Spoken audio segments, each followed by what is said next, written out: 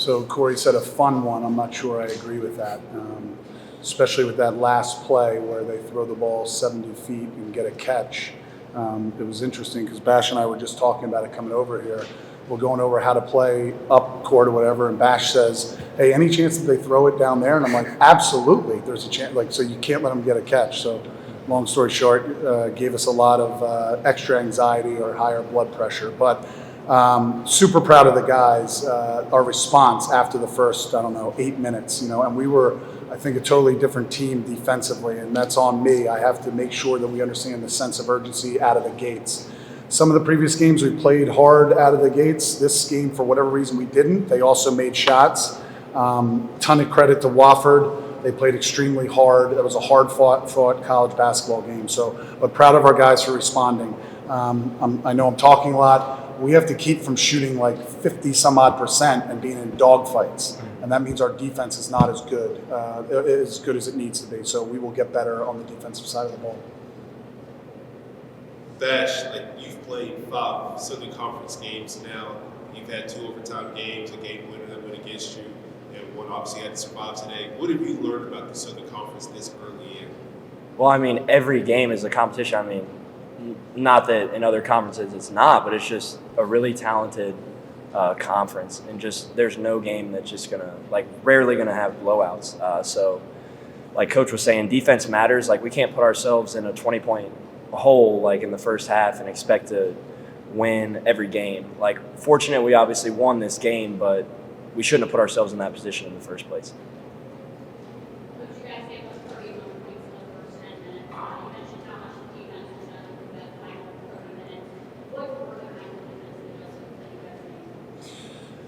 That was not part of the game plan, giving up 31 in the first 8 minutes. I'll let you know that. But, we went over the biggest key to the game was the physicality. And we came out like kind of, I wouldn't say playing soft per se, but they came out like guns a-blazing and making shots. So we just talked about, hey, you have to be more disruptive on the ball and play with more physicality and defensive intent. And I think the guys responded, and then, what you worry about is like, hey, we come roaring back at the beginning of the second half and the emotions are high and Sean Kusana makes an and one, but you still got to be, solid while all those emotions are running high. And I think we did a pretty good job at doing that. So, but you have these guys. I mean, Bash obviously made 2 huge shots, threes, also scored the ball.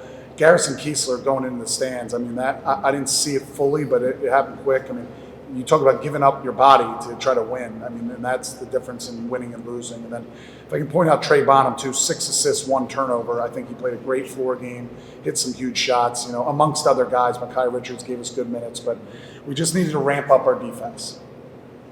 Ben, go ahead. What can you say about the offense of Garrison? Well, I mean, it's a game changer. He's a great dude, first off, in the locker room. He's somebody that everybody wants to play with, and then for our guys to see, like, he's willing to go in the stands with a ball probably that has no chance of being saved, like, that sets the tone. Like, I want to play even harder because of a guy like that. So it means a lot. For him to come back in the game, how much does that emotionally help you guys? Yeah, awesome. I mean, I was worried about him because he, again, I don't know how, I haven't gotten the report or whatever yet, but, he had a little blood and he hit hard. I know that. So you initially worry about, concussion and all that stuff. But, Gracie and our medical staff, doc, did a great job. They gave him clearance. He saved it. He's like, I want to play. And I think that when you see a guy's body language, not only saying it, but he's like, yo, I'm good. I'm playing. And I'm like, you sure? And he's like, I'm playing. So I love that, and to Bash's point, he's a wonderful young man.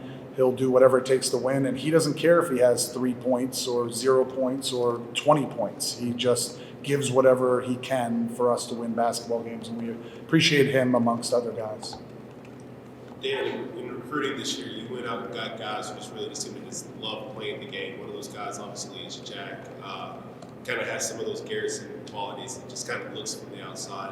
What have you seen from him and his seemingly just his love of just being out there? Jack? Yes. Yeah. I mean, just another basketball player, right? And some of these guys came here to, do it at a little bit higher level, and that's no cut on anything, where they came from, and they understood the situation where, hey, we have a pretty good depth and a pretty good team. So you might not be a starter all the time in reference to Jack, but he goes in there and plays hard and competes, has knocked down big shots for us, and can run the team. So he's been, a big part of our, having a pretty good year thus far, and hopefully even better, and he's going to grow with us. But I love that he wants to be in the gym and he loves basketball. That's what you need, guys like that. Gosh, you guys celebrated with the fans after the game. How much of an impact did this crowd have in this game? A huge impact. I mean, you could feel it. Once Sean had the and one, like Coach mentioned, and early in the second half, that was huge. And then obviously the shots falling to tie the game. It was electric. So it means a lot. Can you take us through what was going through your mind during those 2 threes, that down 6 with under a minute to go? I don't want to give this answer, but nothing. That's kind of why they went in. Let's keep it that way. Yeah. So it didn't feel real. Thank God they went in. You guys have played in a lot of those games specifically over the past couple of weeks. How much did that experience, help facilitate this comeback? I think the more you're in those games, the more you can learn and hopefully grow and get better. The game of basketball is crazy though, right?